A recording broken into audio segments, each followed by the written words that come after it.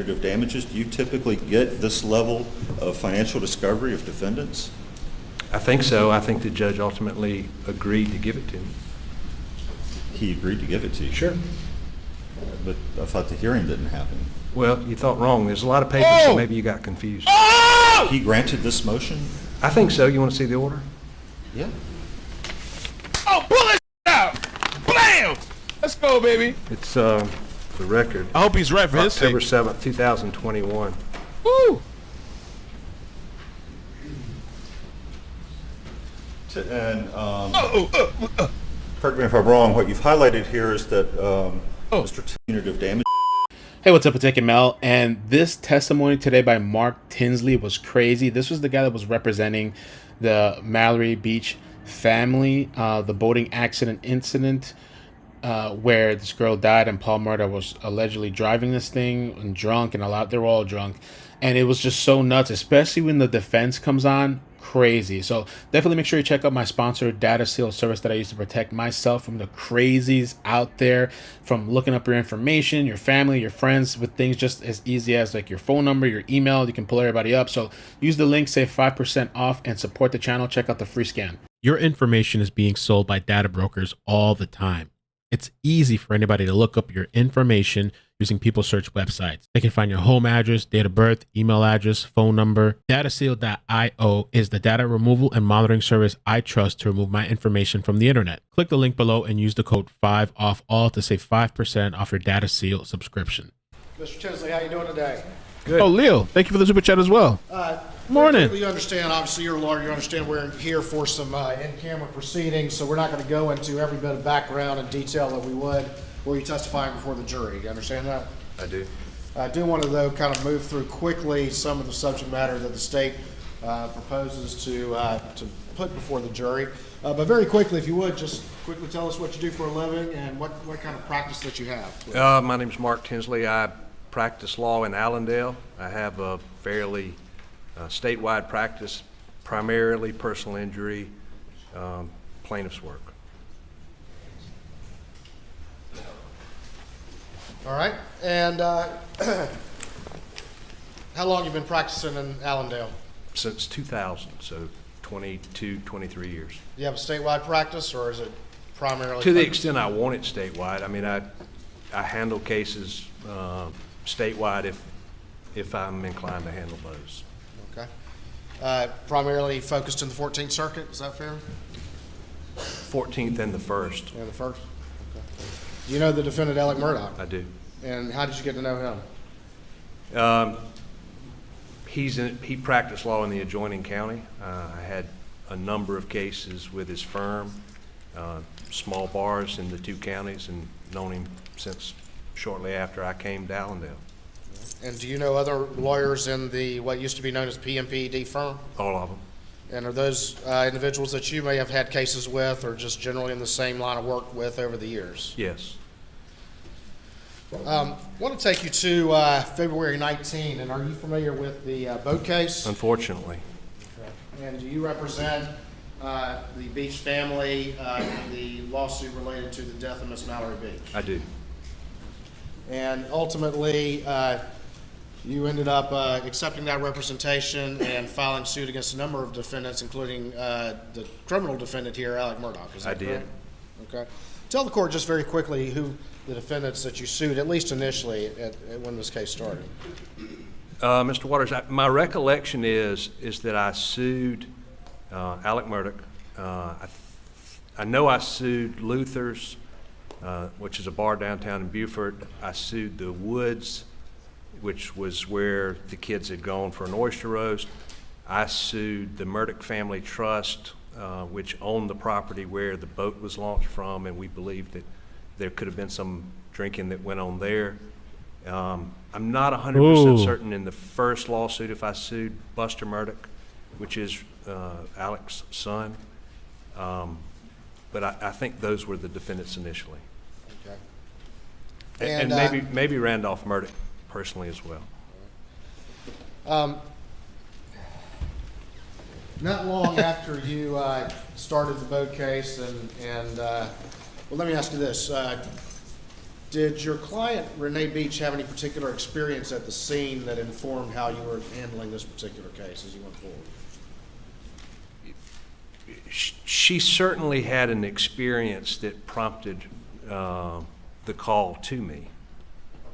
And can you explain that to the court, please? She wanted to go down to the bridge where the boat crash had occurred. I think this was either Monday or Tuesday, so the crash happens early Sunday morning.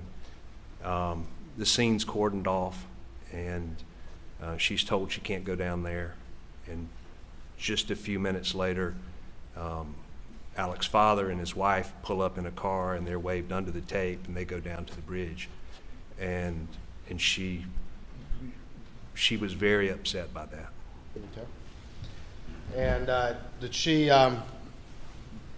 in your discussions with her, did she give you any particular instructions about proceeding forward in this particular case as part and based on that experience? No. Nobody really gives me instructions. Oh, I understand. Oh, All right. Not long after you get involved in this case, did you have any chance to review and look at any insurance coverages that may be available to the defendant? Sure. My recollection is within a week, certainly 2-week kind of time frame after the boat crash, Danny Henderson, who was handling the boat crash as Alec's personal lawyer, brought me all of Alec's insurance policies, and so I reviewed them at that time, before I filed the lawsuit. And what was the purpose of you reviewing those policies? You know, in a civil case, the only thing that we can do to try to, under the law, make a party whole is recover money damages. And oftentimes, when we are drafting lawsuits, we will try to draft the initial lawsuit to make sure that there's insurance coverage. So that was the reason I wanted the coverage. And beyond that, sometimes, like I did with some of the initial defendants, you can, because of the circumstances, because of the culpability, how bad the liability is, how catastrophic the loss is, many times insurance companies can be leveraged to pay their insurance out, to get these people closure. No amount of money is going to make them whole. So the best that we can do is try to get them some closure and help them heal. All right. And when did you determine, as you looked into what coverages were available to Alec that potentially could be relevant to the boat crash? Well, so there was $500,000 that Progressive had on the boat. It was a watercraft policy. Although I've never seen the policy, that insurance was offered almost immediately to all of the victims, not just the Beach family. There were 2 other girls on the boat and 2 other boys, and including Paul Murdaugh. And so when I reviewed the policies, it was apparent to me that there was no possibility that any of the insurance that he had at the time of the boat crash would apply to this. And if there was a possibility, it would be limited to an idea that Alec was negligent in allowing Buster to give Paul his duplicate ID that he had made so Paul could purchase alcohol. Did Alec have a policy, an umbrella policy with Nautilus at this point in time that was available? He did not. He had. And explain that to the court, why that was not available, please. It appeared from review of the records that there was an open claim when the policy came up for renewal, and that open claim was the Satterfield matter, and that it was Nautilus and I think Lloyd's of London, and they would not renew the policy, and so he had to then seek other coverage, and what he ended up was with Philadelphia, and it was a commercial hunting operation policy that contained very broad watercraft exclusions. So they even barred a negligent entrustment claim as it related to a watercraft. And that Philadelphia policy depended on Moselle being considered as a commercial hunting lodge, is that correct? Not only Moselle, but the occurrence, in other words, whatever it is that causes there to be coverage, had to arise out of a commercial operation, as I read the policy.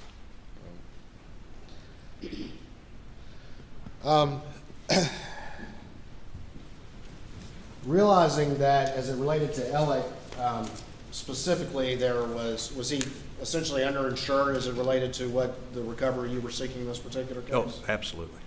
Right. And what was your ultimate goal, though, in seeking recovery as it related to Alec in this case? Well,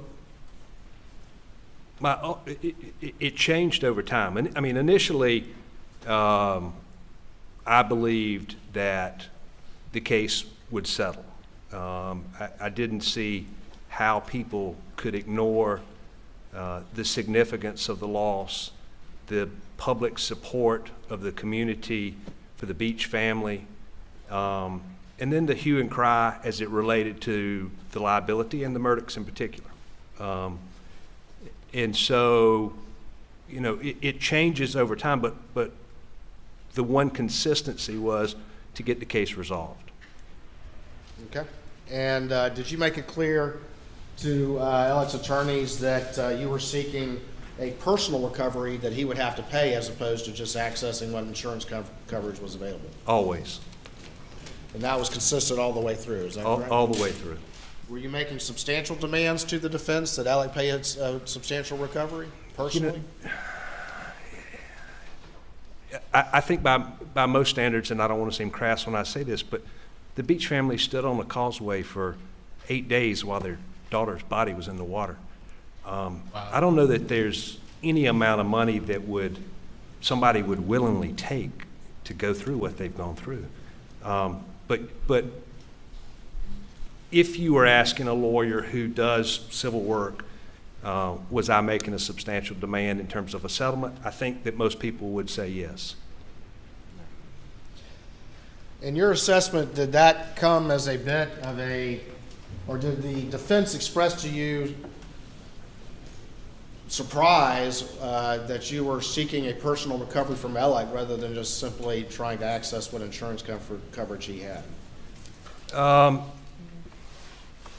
Yeah, some people did. John Tiller was primarily handling the case for Alec, and I didn't get that from John, but I got it from a lot of people.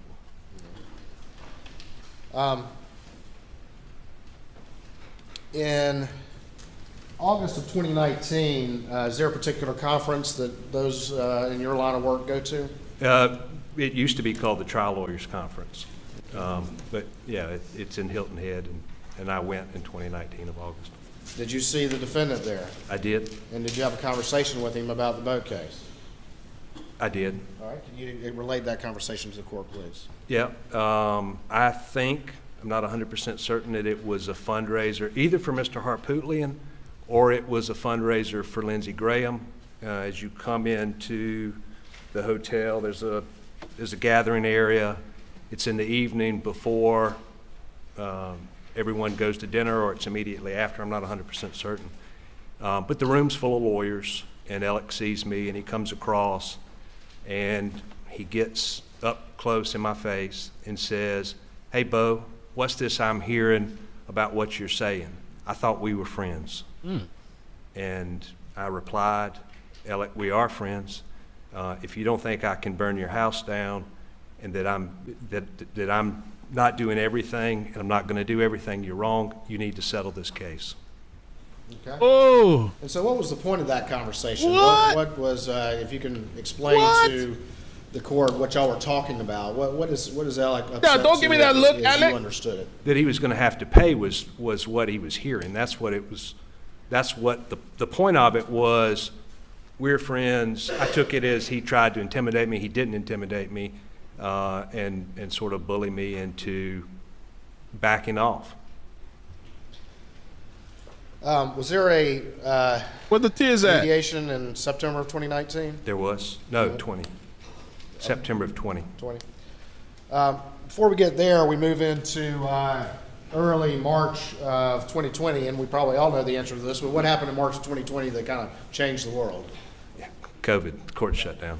And did that have an effect on slowing down things in the court systems?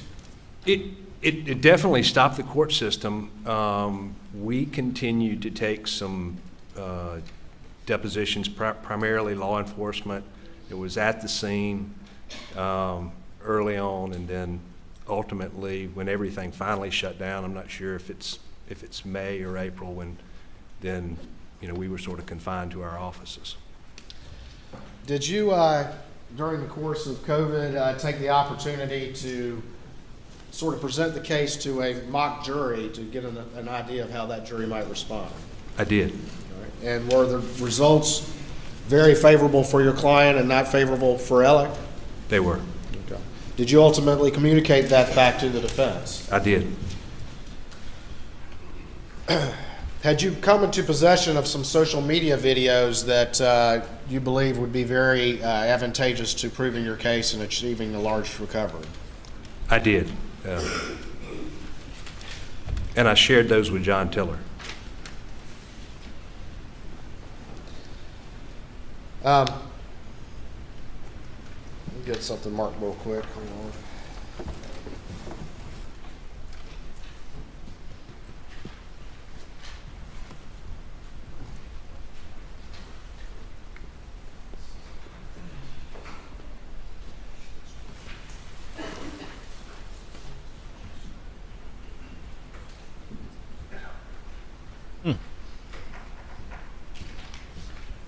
Mark I'll Tinsley. show you what's been marked as Exhibit 401, State's Exhibit 401, Church is packed today. and see if you recognize that document. I did. I do. All right, and what is that document? It's a screenshot of text messages between myself and Tabor Vox. Tabor is assisting me in the boat crash case. All right. Could you turn the screen to me real quick, please?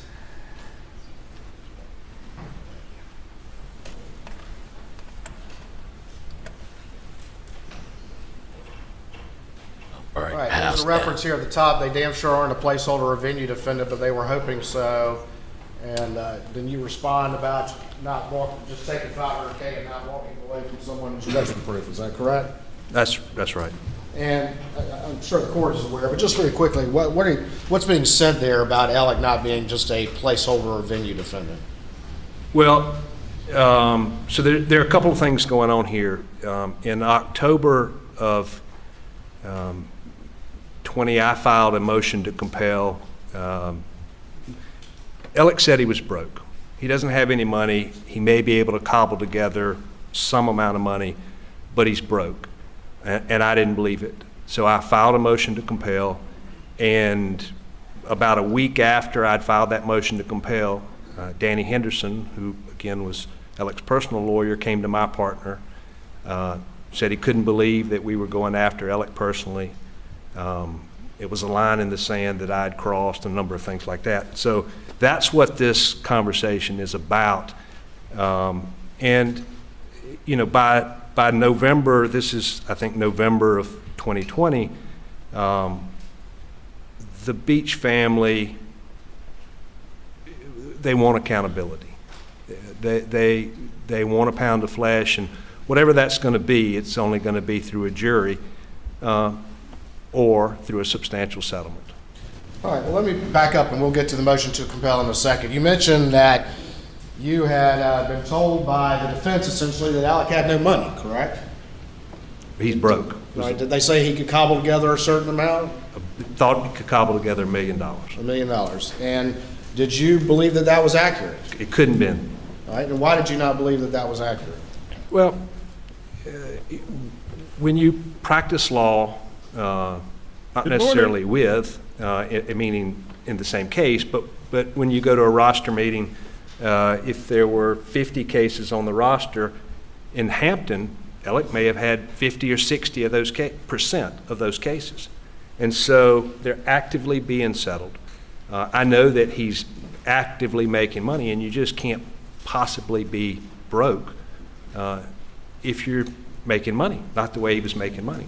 And then beyond that, I mean, my clients have known Alec and his family forever, and so their perspective is that there's generational wealth as well. Ooh. Okay. Did you, was $1 million going to be enough money from your client's perspective to settle this case? It wasn't enough from my perspective. Okay. I can explain that if you want. Yes, please. Yeah. Break it down. So one of the things that I didn't appreciate, that I came to appreciate by this point in time is that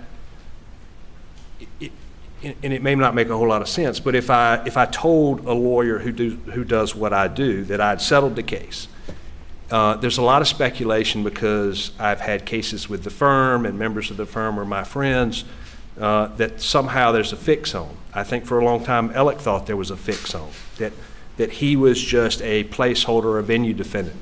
Right. And so if I told you I've settled the case, and then the next question would be, what did you settle it for? I said, well, I took the insurance company.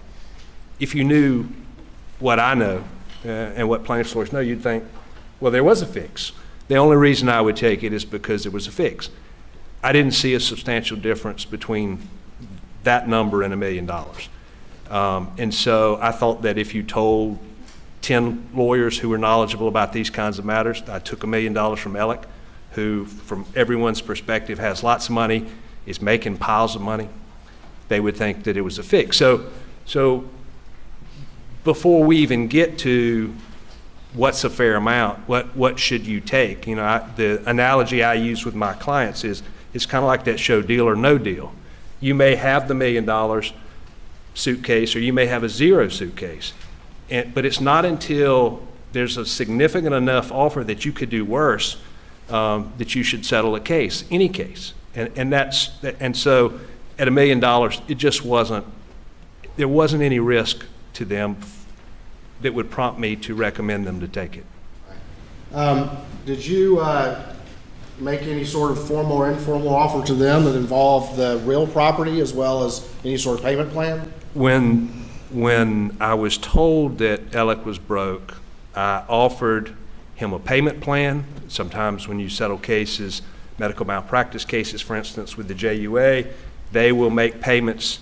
I offered for him to sign over Moselle and the beach house, open his books to see that he was broke, and then work out a payment plan on the balance.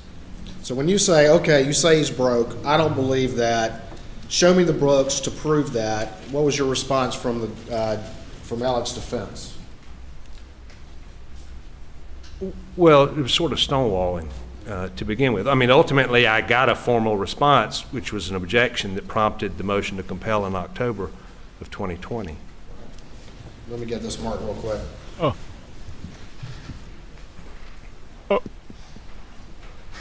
This is Mark Tinsley, a lawyer representing the family of Mallory Beach, who sued the Murdaughs after the Show you what's been 2019 marked as States 402. See if you Boat recognize crash. this document.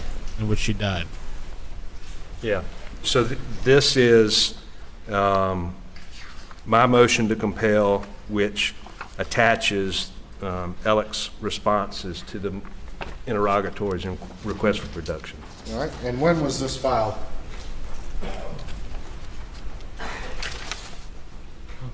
October 16th, 2020. All right.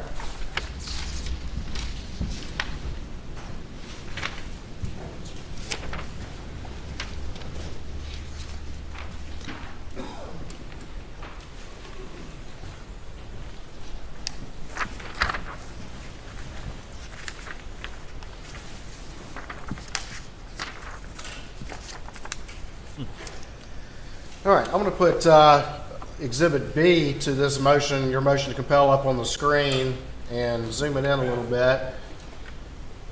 And in part, was this the objection to one of your supplemental interrogatories about what you're talking about opening the books? Correct. All right. And if you would, tell me what your interrogatory was asking for in number one, please. Well, in as broad terms as Well, let's just read it real quick if we could, please. all Can right. you read that? List all checking and/or savings accounts, including credit union accounts, certificates of deposit, 401k accounts, SEP accounts, IRAs maintained by you individually and/or jointly with any others, or any other accounts over which you had signature authority in any capacity, regardless of whether or not the account or accounts have been closed from February 2019 to present. All right. And ultimately, what was the Alec's defense's response to that, generally? You don't have to read that, but just tell me. It was overly broad, unduly burdensome, and irrelevant. Okay. And so ultimately you filed a motion to compel, is that correct? That's correct. And the idea was, if you say you're broke, show me the books, and they had refused to with the response to this interrogatory, as well as others, is that correct? Correct. All right.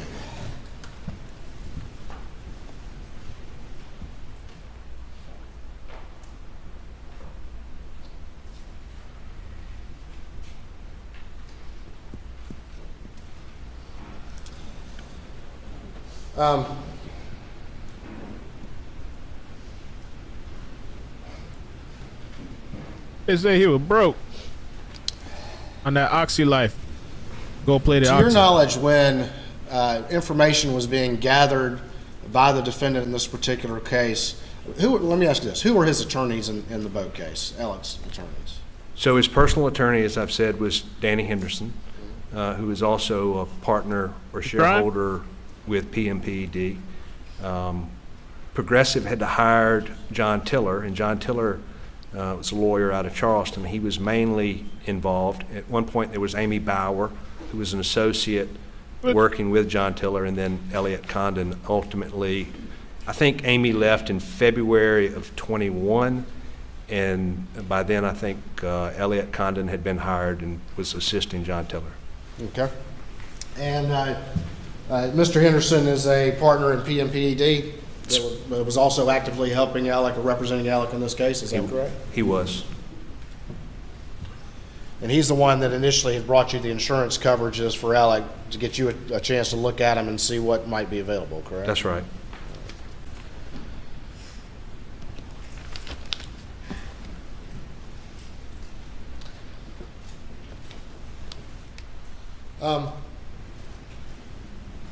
As this motion to compel gets filed, what, if anything, happened with the sort of the communications between your side and the defense side as we moved into the months following the filing of that motion to compel? We already saw the one text. What else is going on as well? Well, there's a lot of grumbling and sort of shock that I'm actually going to hold Alec personally responsible. Not so much with me, but like I mentioned, about a week after this, Danny Henderson contacts my partner. There were a number of times when Tabor Vox was contacted.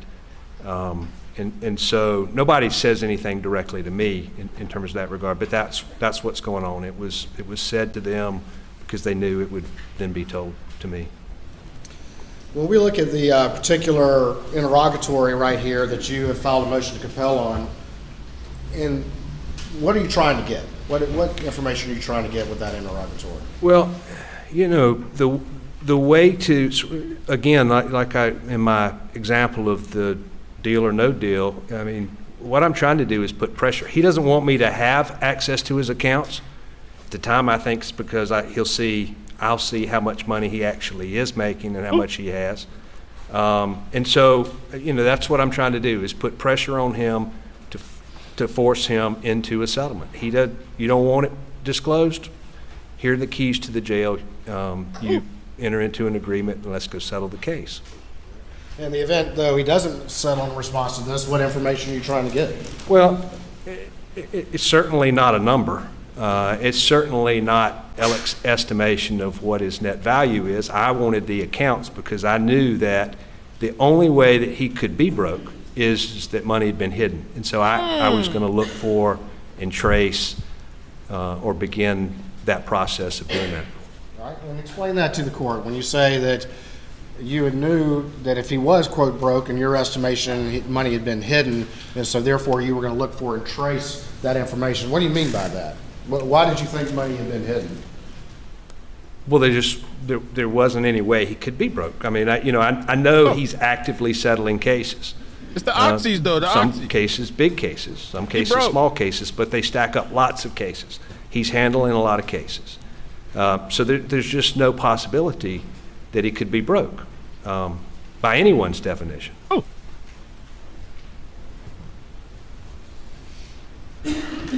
Oh, no. Say it is. If ultimately, and we'll talk more about this in a minute, if ultimately you'd been successful in getting a list of the defendant's accounts, what would have been your next step? Once received? subpoenas. Of those accounts? To those institutions, yes.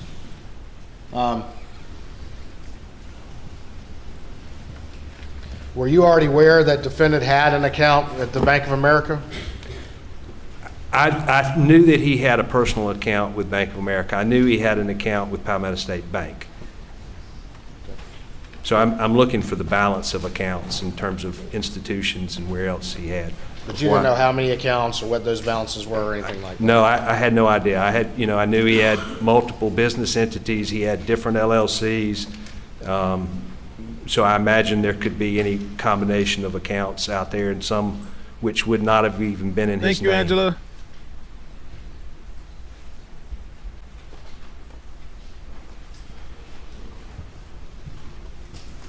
Yeah, where that money at? Where'd the money go? After the motion to compel is filed, I'm going to show you what's been marked as States 403 and see if you recognize that document.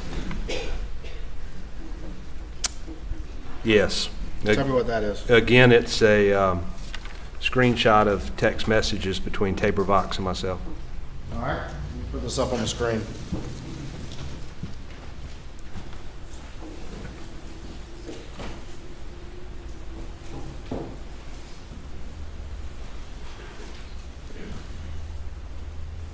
All right, if you would, got this up on the screen. So can you tell me what's going on? And again, this is in April of 2021, is that correct? It is. And tell me what's going on with this conversation right here and how it relates to these issues. Yeah. So in August of 20, I found out I had cancer. And by November, I knew how bad it was.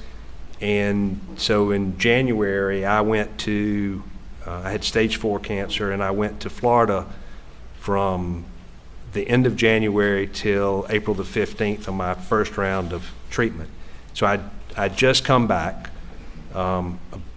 Shortly before I was diagnosed with cancer, John Tiller was also diagnosed with pancreatic cancer.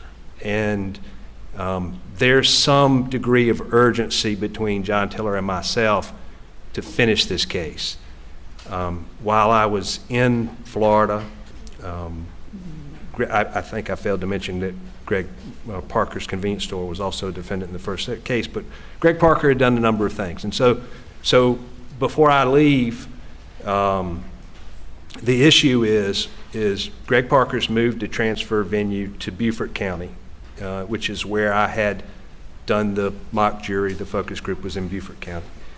And while I'm in Florida, things have changed in terms of what he's done that have changed my perspective, because when I left, I intended to go to Beaufort.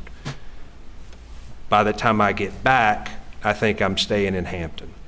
And so this conversation is, for the first time I've said that I'm gonna leave the case in Hampton, but if I think that Alec has fixed the jury, that he's done anything to affect the outcome of the trial, that I'm going to sue Paul and Maggie the next day in Beaufort. Ooh. And was that communicated to the defense? Absolutely. There's the motive. In the course of your investigation of this case, had you taken depositions of some of the officers who were involved in the investigation? We did. And at some point, was that some issues arose that were communicated to the state grand jury? You're the one that tells me everything happens there is secret, so you tell me. But I'm asking you today. But yes.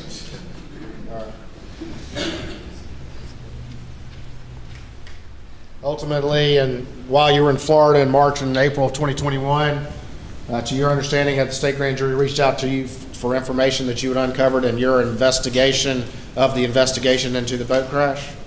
Correct. What y'all think so far?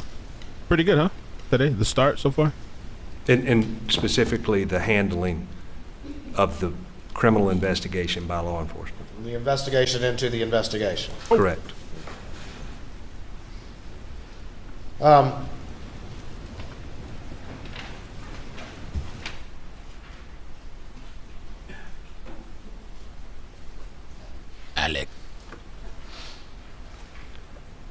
This is not good for you, Alec. This is not a good look. Alec. I better stick to sled. There's other people who's gonna hit you bad. Sled. The prosecution needs this, bro. They need it. If they're gonna try to go with the motive that they're going with, they have to get these people in, man. Or it's a wrap. And I want to see what the defense is gonna say. How are they gonna take this What's guy? been marked as states 404, 405, and 406 to your for this hearing, and see if you recognize those, please. Generally. I do. All right, and tell me what's going on here, please. There were a number of motions pending in the boat crash case. They had been pending for some time. I mentioned one a moment ago, a motion to transfer venue. There were some motions to amend. And so Judge Hall had set those motions to be heard. My recollection is May the 10th, 2021. So I'm back now. I got a couple weeks to sort of get my wits about what's going on, and the motions are scheduled to be heard. And that's May 11th, 2021? It's either the 10th or my recollection is the 10th. I know the emails say something different, but, and in the week before, I don't know that John Tiller always knew how many chemotherapy treatments he was going to get or how long they were going to last until almost immediately before. So on or about May the 7th, John knew that the day of our hearing, his chemotherapy was going to run long and he wouldn't be done, and he had asked the judge to continue the motions, including the motion to compel. All right. And looking at, again, we're now looking at states 405. What was the judge's initial response to Mr. Tiller's request to have that hearing continued based on his chemotherapy? That we were going forward as scheduled, and that it says Mr. Condon, but it meant Miss Condon would be able to handle it. All right, looking at states 406, what happened after that? Ultimately, what happened is, my recollection is I sent another email to the judge expressing that I really didn't have, they were mainly my motions. Parker's had some motions, but that I didn't have a problem with continuing to accommodate Mr. Tiller. And the judge finally set a status conference for, maybe it was May the 11th. All right.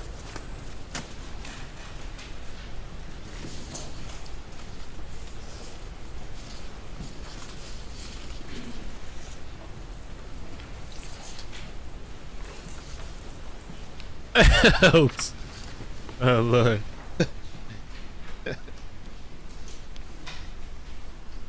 Yes. How could you?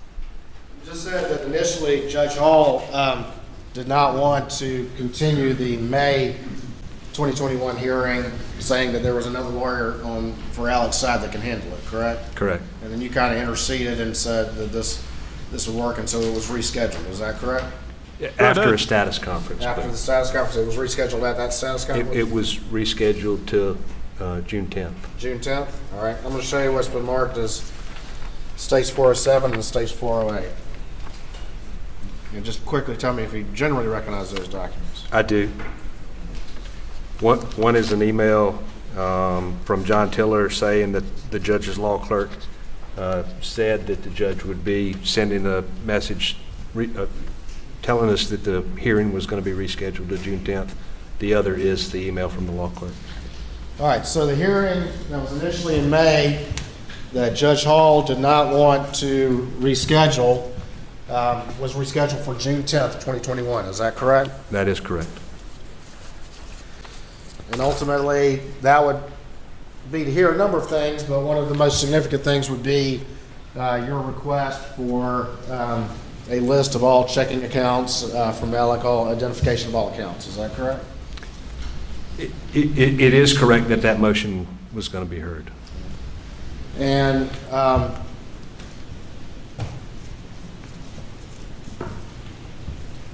ultimately, when the murders happened, I'm going to show you what's been marked as Exhibit 408. What happened to that particular hearing that was scheduled that week? It was continued. All right. And is that what's reflected in this email right here? It is. And then Exhibit 407? It is.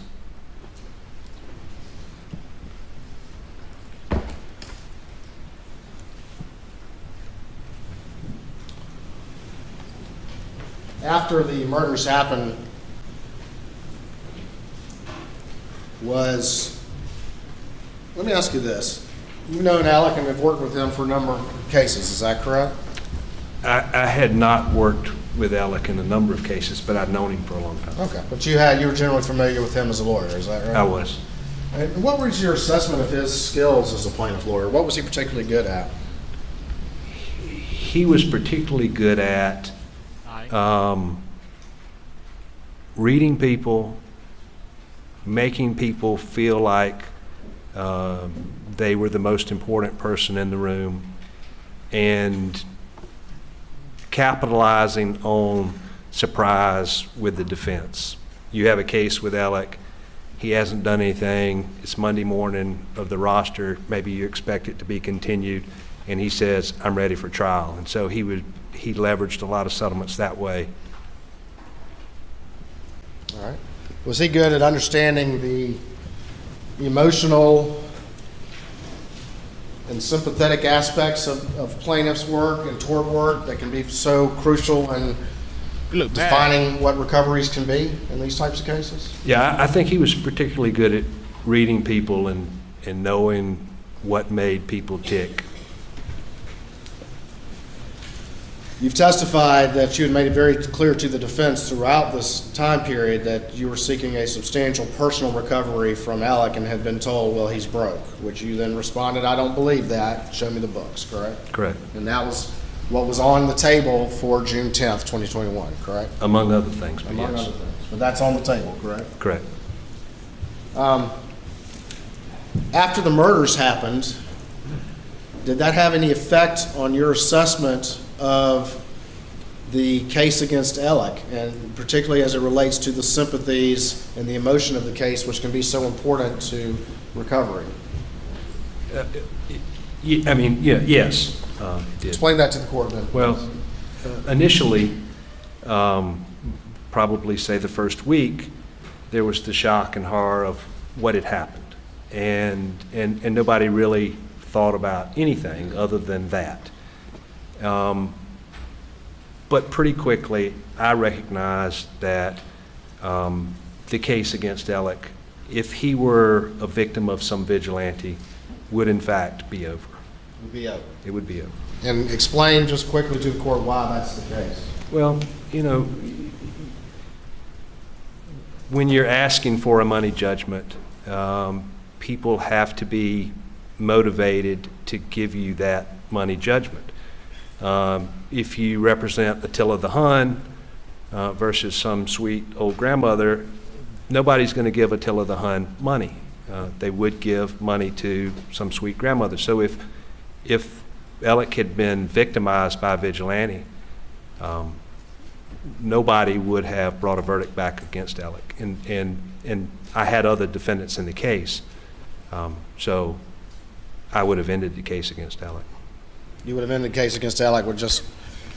You know, I probably, I mean, certainly there was $500,000 in insurance that was offered.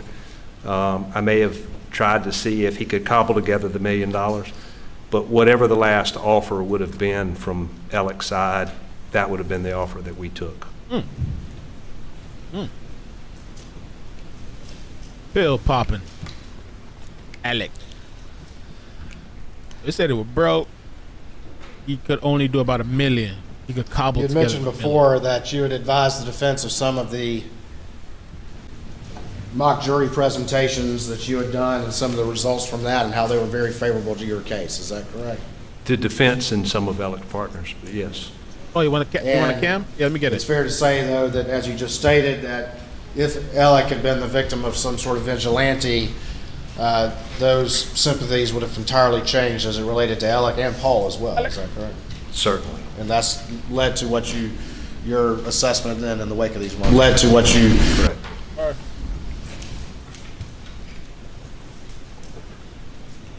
Going loud too. Ooh.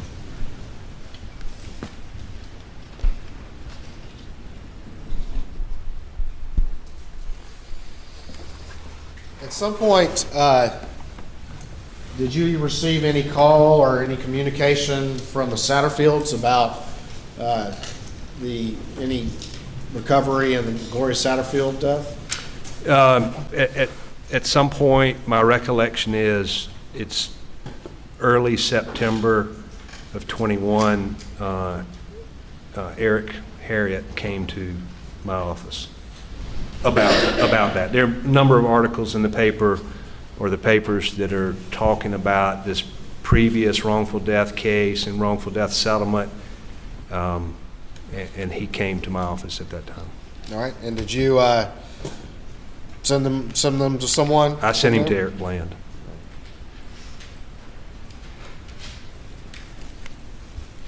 Hold on for me 1 second.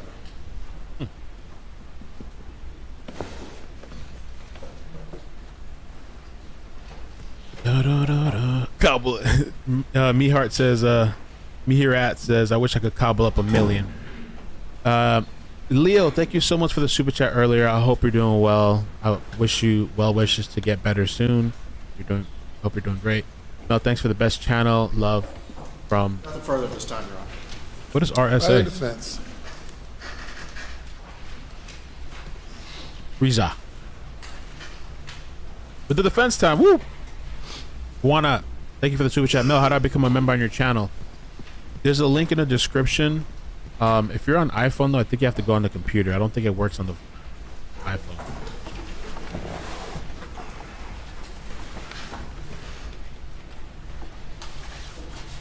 Oh, shit. Good morning, Mr. Tinsley. How are you? You testified at length to the state grand jury, basically this similar testimony you're giving here today. Is that correct? The testimony I gave today is included in what I said to the state grand jury, yes. And it seems like the gist of this is that you were suing Alex Murdaugh, who you believed was underinsured for this incident, and you're going to go after his personal assets, and that was going to put some financial pressure on him. Is that correct? Probably not exactly. I mean, I don't mean to quibble with you over the words you used, but I don't think it was financial pressure because I was holding him personally accountable. I was insistent that he pay. I didn't see how a payment plan on a settlement would put any pressure on Alec. It was sort of a deal that he couldn't turn down from where I sat. But you were asking for money from him. Sure. Yeah. And the inquiry here today is about money, his finances, correct? I don't think so, but it certainly concerns his money. And you're anticipating you're going to go to trial, is that correct? Yes. You're going to go to trial and get a verdict against Alex Murdaugh, correct? That was what you thought. That's where this was going. No, I mean, I didn't see how any reasonable person wouldn't settle the case, especially Alec. So I expected the case to settle. 90% of cases settle, maybe 99, but if we had to try it, yes, we were going to try it. And if he were unable to offer more money, then your expectation on, say, on June 7th, before these murders, your expectation was if he doesn't offer more money, we're going to trial. Any money. Right. It was no money. Right. No money had been offered. So your expectation then was we're going to trial. If you offer me no money in a case that I'm pursuing against you, then the response is we are going to trial. And you were pretty far from trial on June 7th, 2021, were you not? No. You believe you were close to taking it to trial? There was an urgency because John Tiller knew that he had about a year to live. And we were going to try that case. My expectation was early fall, late summer. you expected to try the boat case in the summer of 2020, late summer of 2021? August, September, October, sometime in that time You frame. felt like you were only 2 or 3 months away from trial? Sure. Even though we had all these pending motions that hadn't even been heard, including what venue to have? I had tried the case 2 times with a Beaufort jury during COVID. I was ready to go to trial. On that day, on June 7th, you hadn't even yet asserted a negligent entrustment claim against Alex, had you? Well, I had with John Tiller. John Tiller knew and had agreed to the amendment. Right. There were a number of things that Alex counsel had agreed to, including knowing that there was substantial punitive evidence in the case. But you, at that time, you hadn't even asserted that claim to the court. That Well- wasn't before the court, was it? That was just a conversation with John Tiller. That's the conversation that mattered, because John Tiller would be the one who would object to the late presentation of the evidence, the late presentation of an expert, and he had agreed to all those things. But he had objected to the financial discovery you asked for. Well, there was an objection posed, correct? But he did object to that. When that answer was given in October or September of 20, it was an objection. And the hearing that motion to compel the financial detail, the testimonies, that's just one of many motions that needed to be heard, is that correct? Correct. There were many motions that had piled up and needed to be heard. There were several. There were several. Do you remember what they all were? There was a motion to change venue. There was a motion to compel against Parker's. There was, Parker's had 1 or 2 motions. Some of the motions got resolved, one of which was this motion to assert admiralty in the case, and with the agreement that I would amend to assert your negligent entrustment claim, to get in all of the evidence that they knew I had. That was resolved that way. And you've had a lot of motions practiced in this case with Parker's, haven't you? More so since the murder. But has that motions practice with Parker's been about the murders of Maggie and Paul? Well, I mean, it's about it in the sense that that it certainly created a lot of additional issues to deal with, but not specifically. There was a lot of motion practice about allegations of leaking of video for mediation, for example, correct? I don't know about a lot, but I had filed a motion that I ultimately withdrew.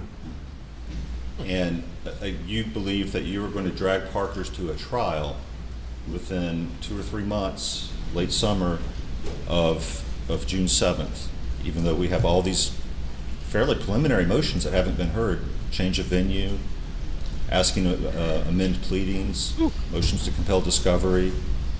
Yeah, maybe you've never tried a civil case. So when COVID happened and everything was shut down for 2 months, I got my case together. My case is not dependent on, if I'm forced to try it, the bank institutions where he has accounts. My case is not dependent on the leaked video. That's a separate matter, and ended up being a separate lawsuit.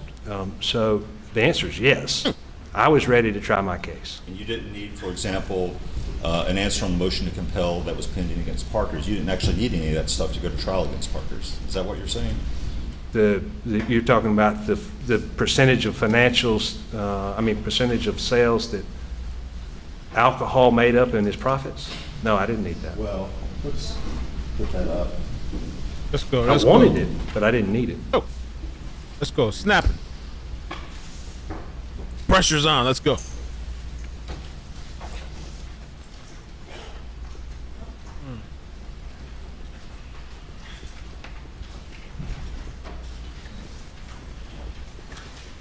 Show you what's been marked as Defendant's Exhibit 82. You recognize that? It appears to be my motion to compel against Greg Parker's company.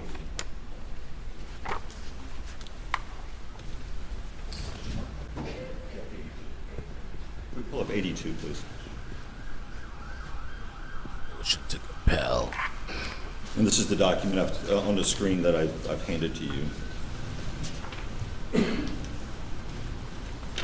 So we have, it's not just buried in here is some request for financial information, but you're requesting answers to request for production 3, request for production 11, request for production 16, request for production 17, which is financial information, request for production 18, request for production 19, request for production 20, request for production 22, request interrogatory number 5, interrogatory number 8, interrogatory number 9, interrogatory number 10, interrogatory number 12, interrogatory number 13, interrogatory number 15, interrogatory number 18. It seems like it's quite a bit of discovery you're demanding from Parker's in this motion. Which I would have had the answer to on June 10th. So you didn't- Either I was getting it or I wasn't getting it, but my case wasn't dependent on these things. They may have helped my case. They may have put pressure on Parker's camp like I was trying to put pressure on Alec, but the trial wasn't dependent on these things. And turning to the motion to compel Alex, first, do you believe that the Judge Hall's initial request in May to go forward with pending motion hearings was telegraphing a ruling on that specific motion, or do you believe that that was him looking at these motions piling up and wanting to get some movement? Yeah, I think so. There's nobody in the courtroom, maybe even including me, that wants the case resolved more than Judge Hall. And when the late Mr. Tiller asked for a continuance, you don't believe that was any kind of stalling tactic, do you? No. That was a legitimate health-based concern. And if you read my emails, you would see that I immediately agreed to it. John Tiller was my friend. With regards to what you're asking for from Alex, let's maybe pull that up.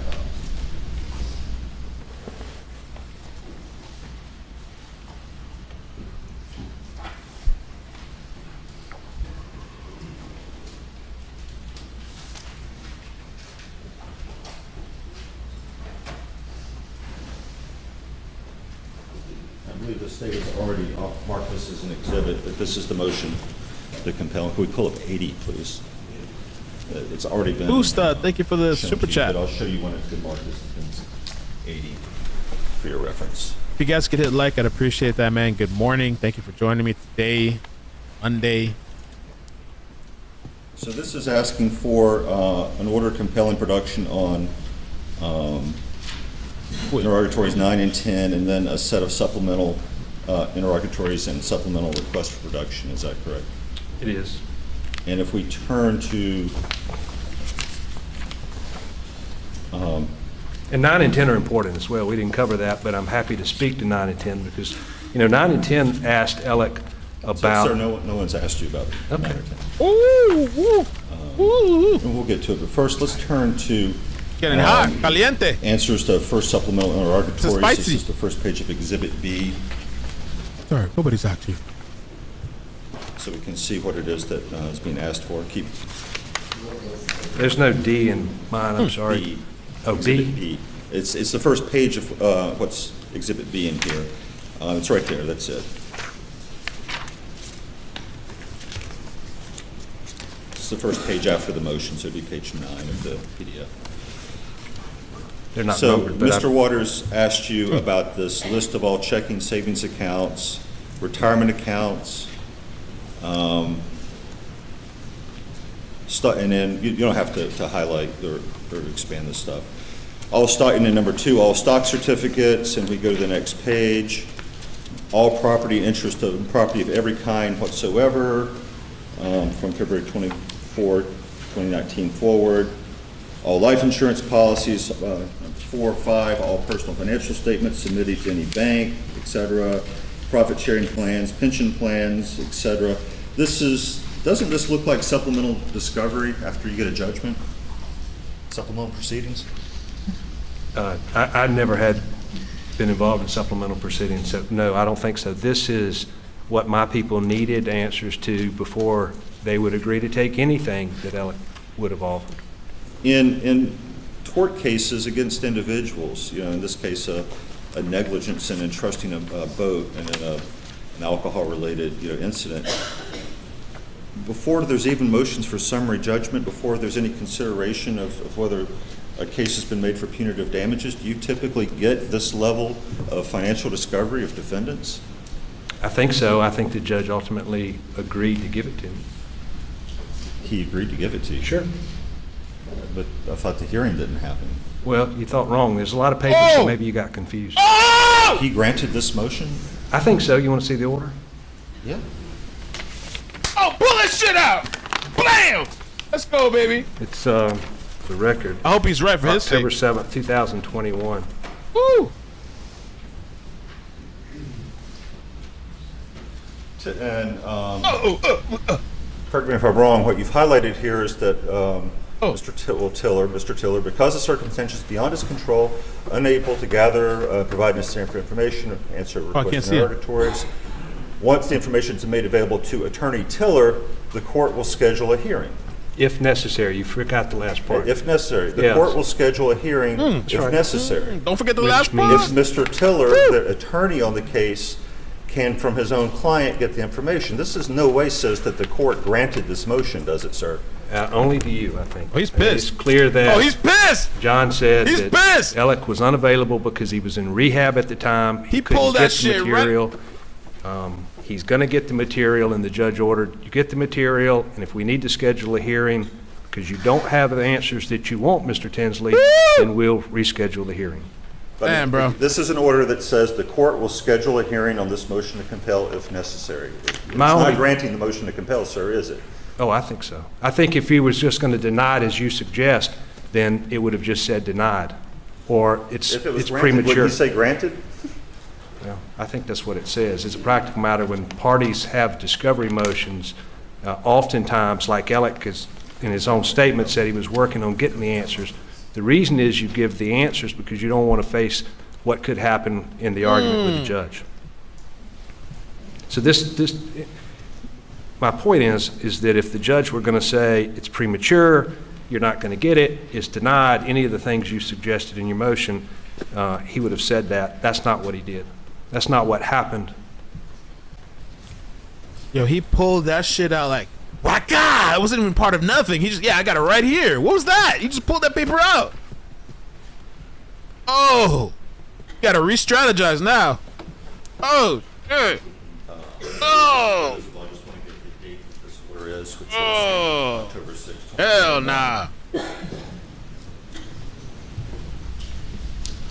You asked for financial information in the motion that was pending against Parker's that was also going to be heard on June 10th. It was different and for different reasons.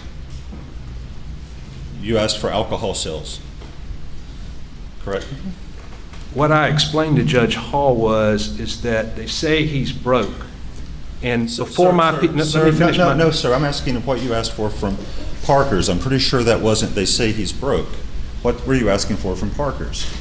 I asked for, among other things, the percent of alcohol sales that made up his net profit, I believe. And this was like a dram shop action against Parker's, correct? They sold the alcohol. Like a dram shop action, yes. Okay. And did you get a ruling on that?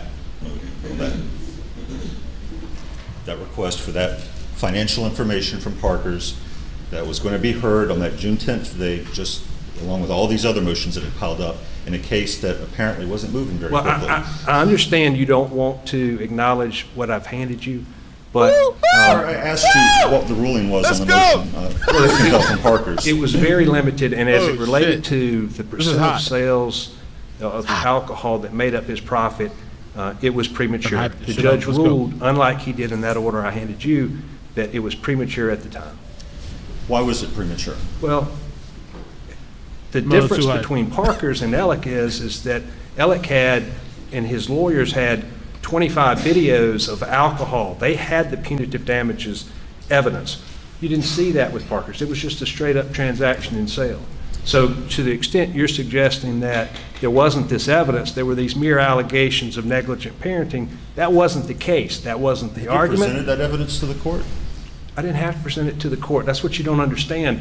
John Tiller knew about it. John Tiller is the one who's responding because John Tiller knows ultimately he's going to be in front of the So you're judge. saying the court was granting your motion, though obviously it was saying there might be a hearing on the motion, and maybe at that hearing you would present some evidence in support, but... I don't think that's what it says. I mean, you asked for financial information for Parker's. It was deemed premature because it related to punitive damages, correct? It was different than the motion that related to Alec.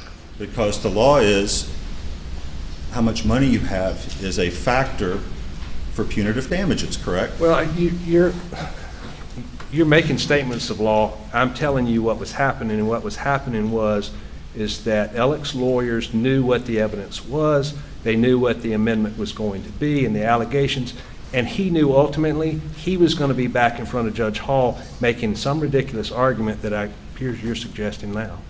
And again, the gist of this is that there was perhaps going to be this judgment day, I think is a term the state has used, but that was going to be trial, right? That was going to be the verdict. That was going to be judgment day, not this motion hearing where there's a pile of motions that have piled up, and we saw the one that asked for financial information was deemed premature. Not at all. You know what was going on is, as I've said a number of times, Danny Henderson was very involved. Danny Henderson was a shareholder.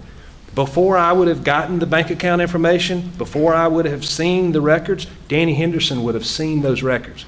And I've seen the records. I've seen all the bank statements now. It would have been apparent to Danny Henderson, and I believe it would have been apparent to me what Alec had been doing.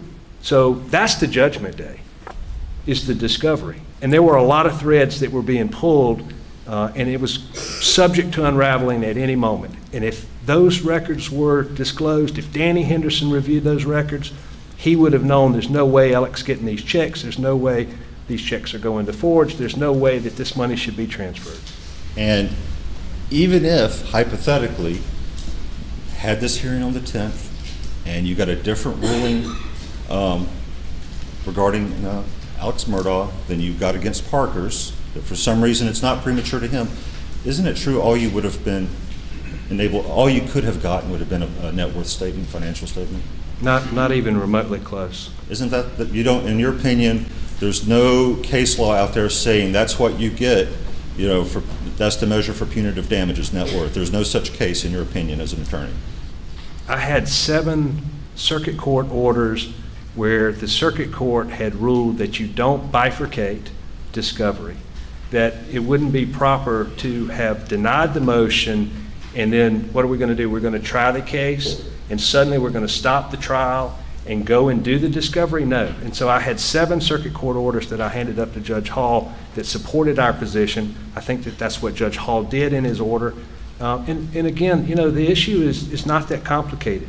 It's, does he have the ability to pay? Is he broke such that these people should accept this pitiful offer if he could cobble it together? Sir, that's not what you get on a motion to compel, is it? Right, you just said ability to pay so your client can make a decision on whether to accept a settlement offer, but that is not what the motion to compel is about, is it? It's about evidence for trial. That's the legal standard, is it not? No, the motion to compel was about putting pressure on Alec. I didn't really give 2 cents about whether or not he ultimately had money, because I knew he had money. I didn't need those things. The fact that he didn't want me to have them is the reason that I'm pushing it. So, I just didn't know why he didn't want me to have them at the time. I do now. So the motion to compel was to put pressure on Alex. It wasn't about an expectation the judge was actually going to give you this stuff on June 10th? If you're a good plaintiff's lawyer, everything you do in a case is to put pressure on the other side. But the expectation of the outcome of a hearing on June 10th was not that you're going to get to launch a full-scale forensic audit because you had a conversation with someone whose lawyer said, oh, he's broke, and you didn't believe it. Not at that stage of the litigation, sir, is it? That's not what's going to happen, is it? I don't think you need a full-scale forensic audit for something a 5-year-old could see. So, no. You wanted pre-trial ability to pay discovery to inform whether or not to accept compulsive discovery, compelled, so that your client could decide whether or not to take a settlement offer.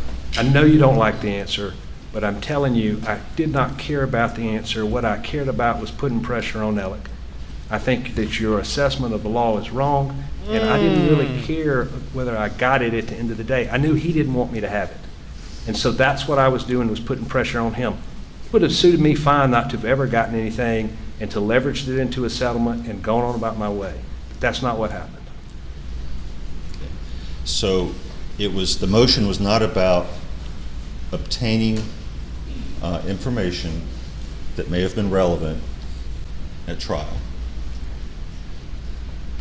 It was about getting information to inform whether or not your client would take a settlement offer. What I told Judge Hall was, they say he's broke. My people have lived in Hampton their entire lives. They do not believe he's broke. If he's broke, we need to open the books and let them see it so that they can then form an informed opinion about what they should do. It didn't have anything to do with the trial. It had to do with the case and resolving the case. And then I think we briefly touched on Satterfield. Just to be clear, they came to you, the first time they came into your office, or was September 21? It's either late August or early September, but very early September. And since now I'm thinking that since the roadside shooting, whatever that ridiculousness was the 4th, it could have been August. Okay. But it was well after June 7th. It was after June 7th. Beg your court's indulgence. Oh, bruh. Te cogieron. Oh. Y'all don't want him. Y'all don't want him in this testimony. Lord Almighty. Regroup. Retreat. Strategize. Look at that. Smirk. Cocky smirk. Y'all don't want this shit. Y'all better find a way to get this strike. I mean, I know there's no jury there. If the hearing had gone forward on June 10th, this was a Thursday, what outcome did you expect? The same one that we got when it went forward. The judge hadn't seen. Well, I mean, the outcome wouldn't have been the court will schedule a hearing. I mean, if the hearing had gone forward, what outcome do you would you have expected? Well, now I know that Alec was working on Monday to get the information together. If the objection was sufficient, there's no reason he would be getting the information together on Monday. So I could have gotten the information. But since that didn't happen, if we had argued it, I think I would have had the same outcome. Because he did. Let me just make it a little simpler. Would the court have issued an order? Right? Some order would have issued on the motion. I would expect an order And to just issue. break it down. An order would have issued at some point later, and what, if it were granting your motion, what would that order say? I think it would say the same thing as. Well, sir, that says a motion hearing will be scheduled if necessary. It obviously wouldn't say that. So what would the order granting the motion say? Look, again, what it says is that once Mr. Tiller gets the information from Alec, gives it to me, if necessary, if I deem it insufficient, then we'll have another hearing and we'll argue about it. So that's what I expect. It's a voluntary disclosure, and then if you deem that insufficient, we go have a motion to compel hearing? That's the way motions to compel go every single day. So if you deemed it insufficient, if the court actually had to issue an order on your motion, what you would have gotten you've gotten his, would the law firm books have been open to you? I don't know that I'm asking for the law firm books. I'm asking for Alec's. Right. Would you have gotten, what, a financial statement? No. The court would have ordered every account detailed listed to you, all his personal accounts? Just because you asked for it to inform a settlement decision? I was asking for the names of the institutions where he had accounts. I've told you that a couple Right, times. to subpoena. Sure. And But that's different and than that would him have been giving me. resisted, and there would have been further litigation. This process would have taken some time, would it, if it was resisted, right? I'm not sure. Look at him smiling, what too. was resisted. If you got the names of the banks and issued subpoenas, there would be motions to quash the subpoenas. Well, you're Right. speculating the same as you're asking me to speculate. I'm trying to talk to you about what the judge actually did and what was actually in front of the judge. I get you don't want to talk about that, but, and we can speculate any number of things could have happened. That at some point in the future, you would maybe get a voluntary disclosure, and if you didn't like it, then the motion would be heard, the motion to compel. That's what you say it says, right? Well, if we had shown up and they had made the argument that you're advancing here, then maybe in this imaginary world, there's things that didn't happen, the judge would have actually ruled on it. We would have a ruling on whether or not it was relevant, whether or not I was entitled to it. And you'd have been relevant for Alex, but not for Parker's. Look, there are different things that are being asked here. And to your point, if it were the same, why didn't the judge sign the same order that you say he would have done? That's not what he did. At the same time we argued the Parker's motion, we argued the motion for Alec. And so he came to two different conclusions on those issues. One is he said it's premature. The other is that Mr. Tiller's going to get the information, give it to the plaintiffs, and if it's not sufficient, we'll have another hearing. I don't know how you can be any clearer than that. Oh, no. Y'all better re-strategize again. Bro, this is good. This is a really good morning. Look at him, look at him, look at him. Hello, team up, double team, triple team. Both of y'all stand up, come on. Yeah. Three of y'all get up, let's go. Yeah, apple. Woo. Judge, I've been thinking. Bruh. Somebody said why there's no objection, because there's no jury right now. I don't think they're just going ham for the judge. Love it. Love it. Okay, sir. I'm back. So just, and maybe we can agree on this. The hearing had gone forward June 10th. That day would not have been some sort of judgment day when everything unravels, correct? There would have been further activity, maybe a voluntary disclosure, an analysis by you whether it's adequate, another hearing if you thought it wasn't, maybe some subpoenas would go out. There was going to be some time after that. Is that fair? I think it's fair to say that there wouldn't have been an explosion on June the 10th, but the fuse was lit the moment that information became available in the case. Not as much to me, but certainly to Danny Henderson, who would have, like the phone records, like some of the other materials, reviewed it before I got it. And Alec would have known that. I mean, in that analogy, aren't you really saying that the fuse was lit when you were going after his assets, and that fuse was going to go down until trial because you're going to go to trial against him, and that's when the fuse would burn down? I think the fuse was lit when he started stealing money. So it wasn't lit on, it wasn't going to be lit on June 10th. They're certainly getting a lot more oxygen. Right, but it was lit way before, and it was going to keep burning well after June 10th. I don't know about well after, but it wouldn't have been Judgment Day on June the 10th, but he would have known it was beginning to unravel. Not Judgment Day. No further questions. Yeah, you ain't got shit. Take it back. You ain't got shit. The point, isn't it, though, that had that hearing taken place on June 10th, 2021, it could potentially set in motion, or was going to set in motion, a process that ultimately would not have ended until there was either settlement or disclosure of that information, correct? I believe so.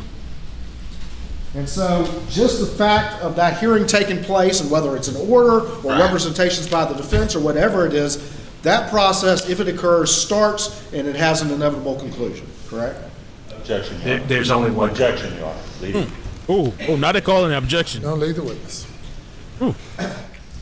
If the hearing takes place on June 10th, 2021, what is the net effect of what could happen at that point? The discovery of everything he's done. Whether it happens that day or some point in time. Correct.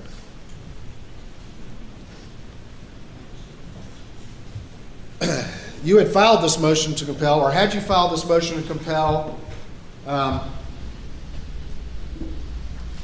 because you had been advised supposedly that Alec was broke and you didn't believe it? Exclusively for that reason. And you believed that if he was broke, he had to be hiding assets?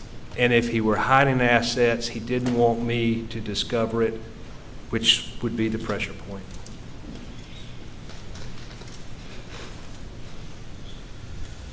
Were you merely asking for a financial declaration at this June 10th, 21 hearing?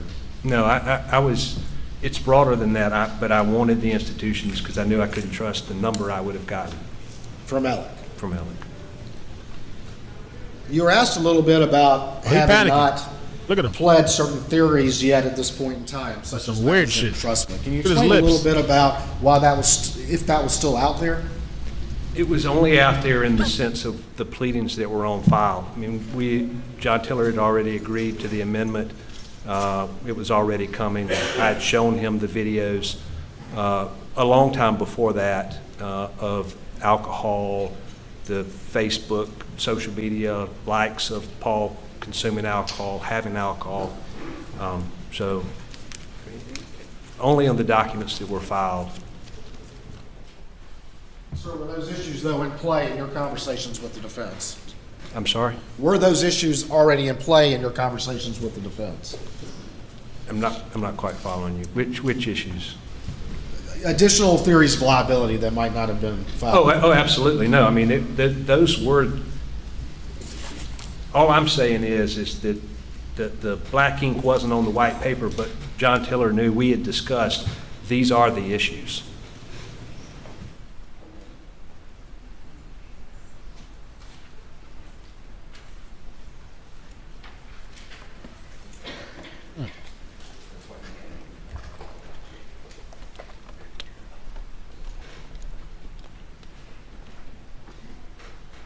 Prosecutor might have even got a haircut, I think. I'm not sure. Maybe not. I can't tell. Fresh cut.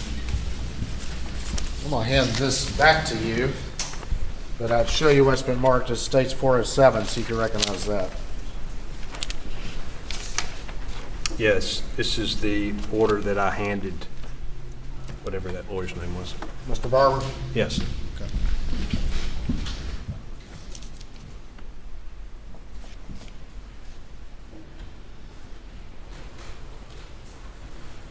And that's from October of 2021, is that correct? It is.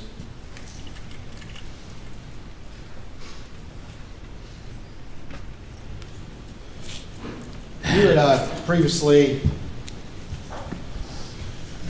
testified that $1 million, was not going to be enough, at least prior to the murders. Is that correct? Correct. Had you come up with a number that had been conveyed that was far, far in excess of that? A demand to Alec? Yes. Yes. And that also included signing over Moselle and Edisto, It was an option. as well as a payment plan? Payment plan was an option. I mean, it was, you could pay this amount, you can sign over these properties, work out a payment plan on the balance. I didn't care how we got it done. It was just a matter of him doing it. Was the payment plan an option because you believe that he still would have a lucrative law practice from which he could generate money to pay your clients? Yes. Thank you, Your Honor. Nothing further. Nothing further. And we'll come back. Nothing, Your Honor. It's a wrap. Thank It's you, a Your Honor. wrap. Step down. Alec. Next witness.